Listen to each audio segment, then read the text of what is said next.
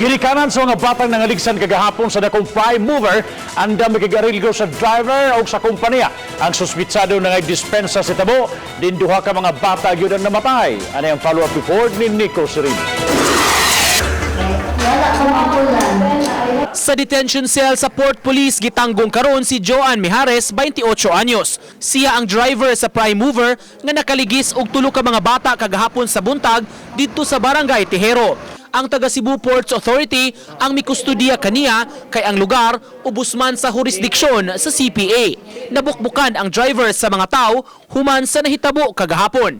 Pasulod sa pier si Mijares, ugwa niya damha nga may mitago nga mga bata ilawom sa iyang 14-wheeler truck.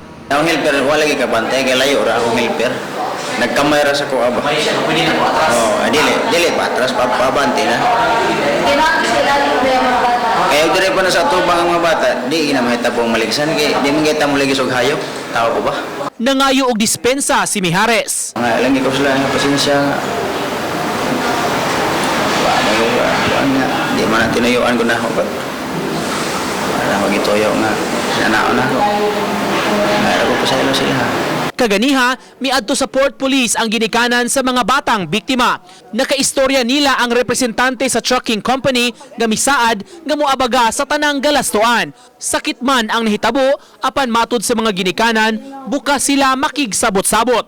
Patay sa insidente sila si Mary Joy Borromeo, 10 anyos, ug Angel Lagana, 5 anyos. Sila mo gasto sa tanan jud ba? Gikan sa paghaya, hantod paglubong. Maura gyud mo kasabot naman niya. Husay na lang.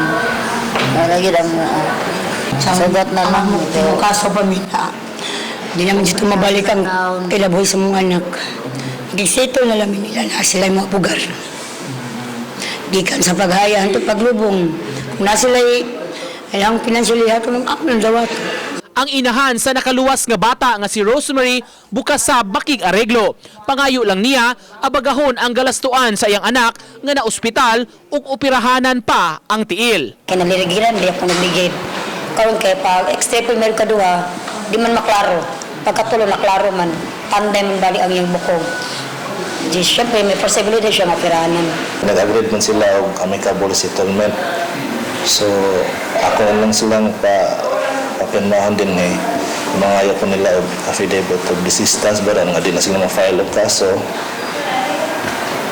And then na-release na to ang driver kaya wala naman tayo stand as complainant. Uban ni Godfrey Relien, Nico Sireno, Balitang Bisdak.